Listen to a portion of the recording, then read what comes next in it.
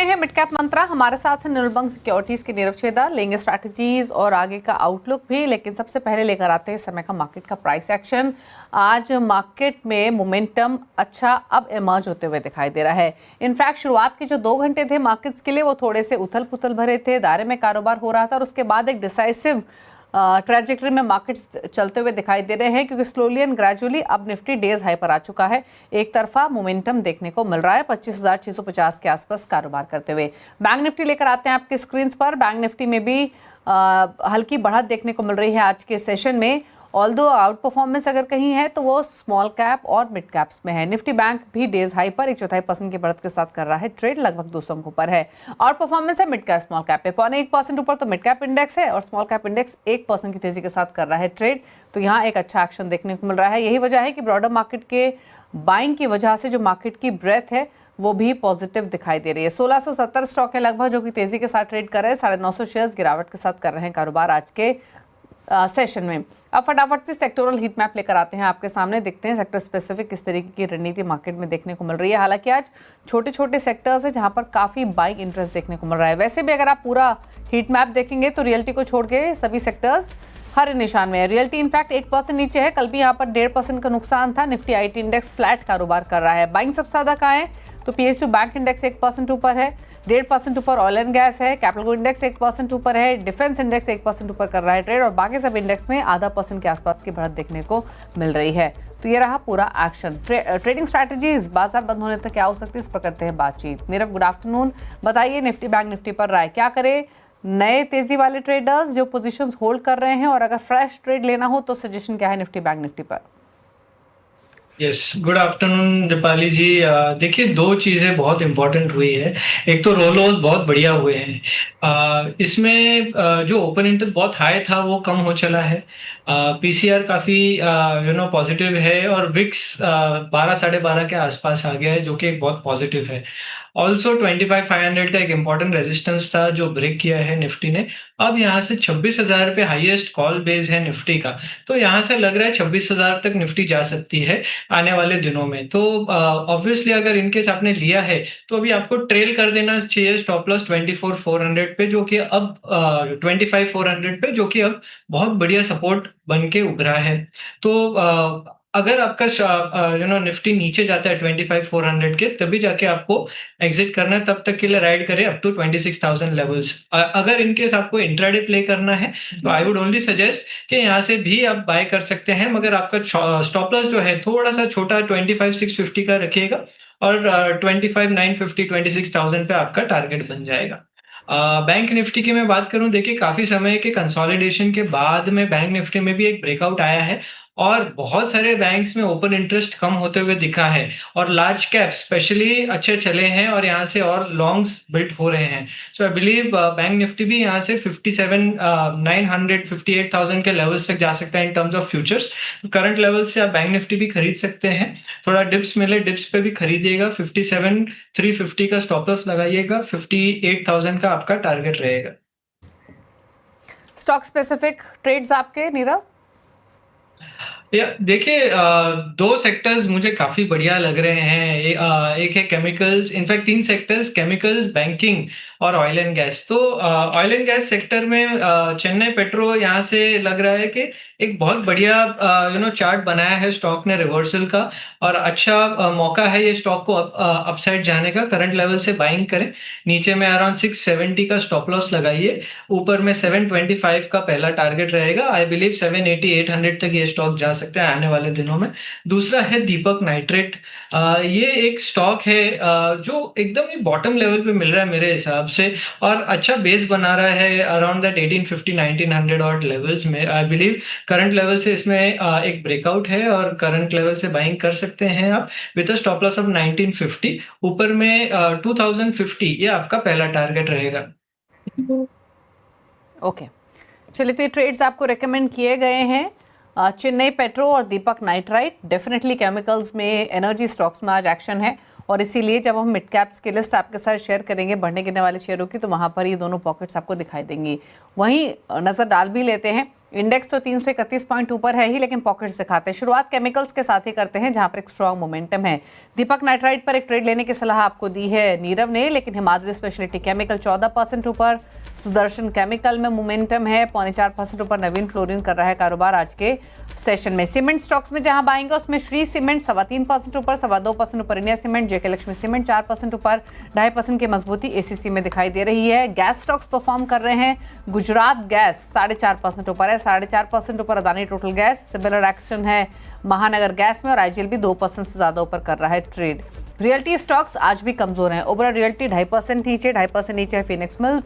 Macrotech developers और Prestige estate में भी 1.25 से 1.5% की कमजोरी देखने को मिल रही है आज के सेशन में। तो ये रहा मिड कैप्स का हाल। लेकिन एक स्टॉक की बात करते हैं, वो है एनएमडीसी।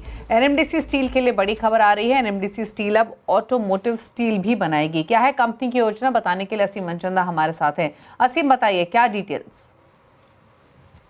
दीपाली, एनएमडीसी का जो नगर प्लांट है वो 2023 के अंदर ऑपरेशनल हुआ था, और कंपनी का जो प्रोडक्शन है वो लगातार नए रिकॉर्ड बना रहा है। मई में कंपनी का जो हॉट स्टील का प्रोडक्शन है वो एक नए रिकॉर्ड के ऊपर पहुंच गया। कंपनी की ब्लास्ट फर्नेस कैपेसिटी अब 117% के ऊपर चल रही है। इसके साथ साथ कंपनी अब ऑटोमेटिव स्टील, जो स्पेशलिस्ट स्टील होता है, उसके अंदर भी कदम रखने की तैयारी कर रही है।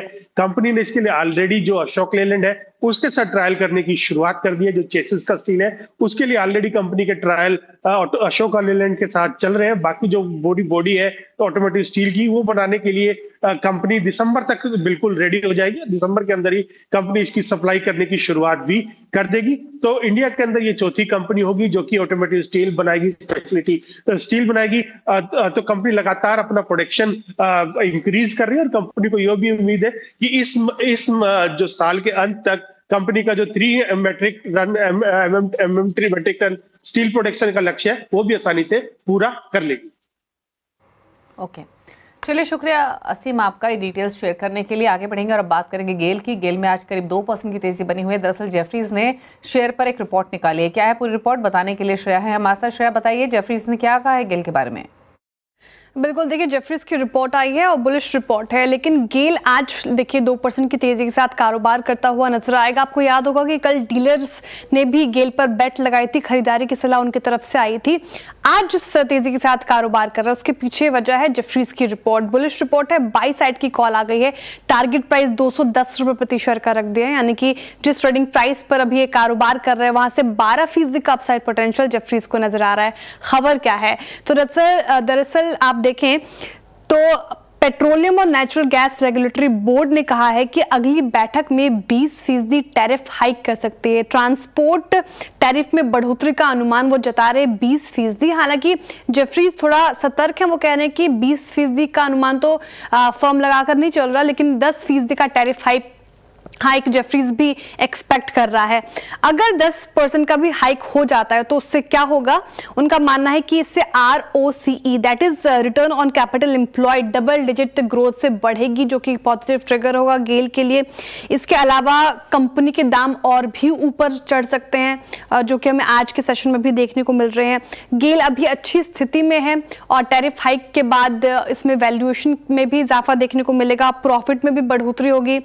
और जेफरीज ने यह भी बात अंडरलाइन की, अगर 20% का टैरिफ हाइक हो जाता है तो ऐसे में उन्होंने टारगेट प्राइस बढ़ा दिया है। 235 से 250 तक के टारगेट प्राइस वो एक्सपेक्ट कर रहे हैं, यानी कि अभी ट्रेडिंग प्राइस आप कंपेयर करें तो करीब 34% का अपसाइड पोटेंशियल 235 और 250 के बीच में उनको नजर आ रहा है। लेकिन अगर टैरिफ हाइक होता ही नहीं है तो क्या होगा, तब डाउन साइड रिस्क हो सकता है। लेकिन इस पूरे पॉजिटिव खबर के बीच आज गेल में आपको अच्छा एक्शन देखने को मिलेगा। शुक्रिया आपका श्रेया। एक्शन देखने को मिल रहा है ऑलरेडी। 1.5% ऊपर स्टॉक कर रहा है ट्रेड 189 190 के लेवल्स पर। Brokerage positives. जेफरीज ने क्या कहा वो डिटेल्स श्रेया ने आपके साथ शेयर की। लेकिन एक स्टॉक की चर्चा करते हैं, वो है शेयर इंडिया का। ये स्टॉक आज खबरों में बना हुआ है। दरअसल शेयर इंडिया ने लुधियाना की कंपनी मास्टर्स ट्रस्ट में 41 करोड़ निवेश किए हैं। कंपनी ने MTL के 27 लाख शेयर खरीदे हैं। शेयर इंडिया के नए निवेश से कंपनी की ब्रोकिंग और फिनटेक सेगमेंट में पकड़ मजबूत होगी। MTL डील से शेयर इंडिया के प्रोडक्ट पोर्टफोलियो की नई एरिया में पहुंच बढ़ेगी और नए क्षेत्रों में उपस्थिति बढ़ने से शेयर इंडिया के मुनाफे भी बढ़ने की उम्मीद है। और इसी के साथ एक ब्रेक के उस पर कुछ और खबरें जल्द वापस आते हैं।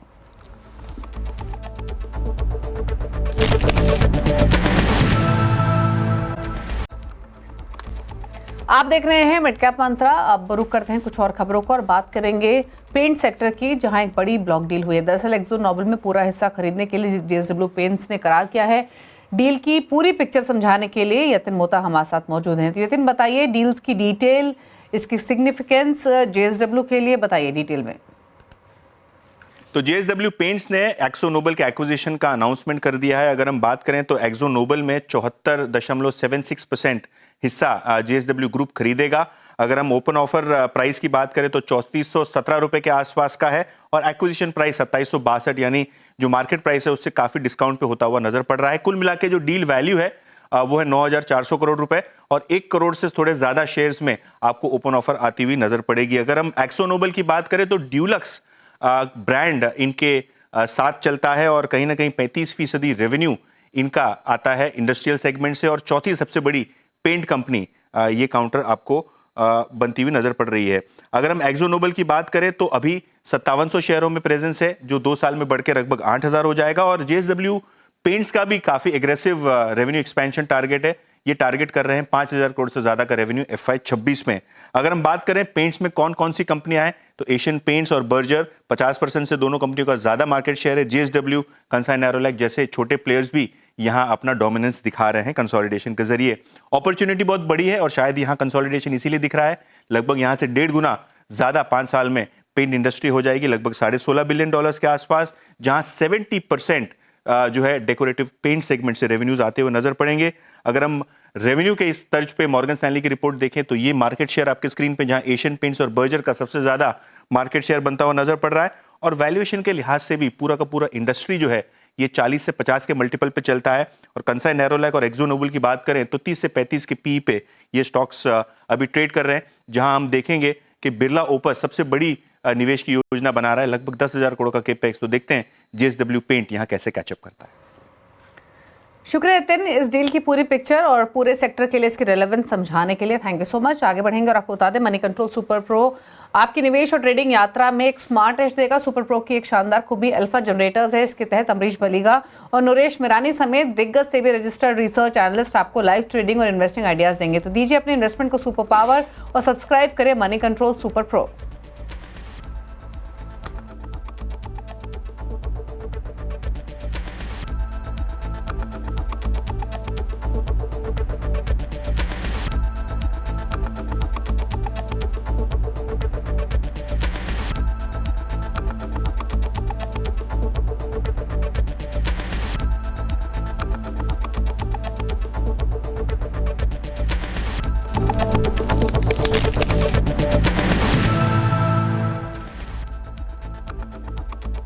Mongia Steel. आप देख रहे हैं मिड कैप मंत्रा और मार्केट में अभी भी देखेंगे तो मिड कैप स्मॉल कैप में एक जबरदस्त एक्शन दिखाई दे रहा है। यहाँ पर तेजी होल्ड होते हुए दोनों ही इंडेक्स डेज हाई पर कारोबार कर रहे हैं। मिड कैप इंडेक्स 0.1% ऊपर है, स्मॉल कैप इंडेक्स में भी 1% की बढ़त देखने को मिल रही है। निफ्टी देखेंगे तो 25,600 के आसपास ट्रेड करते हुए फिलहाल दिखाई दे रहा है, लेकिन stock specific pocket specific action बना हुआ है।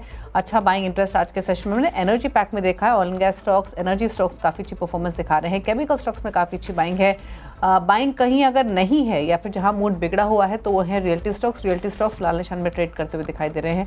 आज के सेशन में कल भी ये पॉकेट कमजोर हुई थी और आज भी कमजोरी के साथ ही ट्रेड कर रहा है ये इंडेक्स। लेकिन आगे बढ़ेंगे, खिलाड़ी नंबर 1 का अपडेट लेकर आते हैं। मेरे एसेट शेयर खान के जतिन गेडे, इक्विनॉक्स रिसर्च के पंकज रांदर और सेमको सिक्योरिटीज के ओम मेहरा के बीच मुकाबला चल रहा है। रिटर्न की स्थिति आपकी स्क्रीन पर, दमदार रिटर्न तीनों खिलाड़ियों की तरफ से लीड कर रहे जतिन गेडिया ऑलमोस्ट 21% रिटर्न के साथ 15.5% के रिटर्न ओम मेहरा का पोर्टफोलियो दे रहा है और पंकज का पोर्टफोलियो ऑलमोस्ट 10% के रिटर्न लैंड कर रहा है। तो ये रहा अपडेट, लेकिन फिलहाल लीड जतिन करते हुए। रुकने एक ब्रेक के लिए, ब्रेक के बाद आप देखें न्यूयॉर्क कंपनी। न्यूयॉर्क कंपनी में खास चर्चा होगी एनसीसी के हेड स्ट्रैटेजी नीरज शर्मा से। एक ब्रेक के बाद नमस्कार।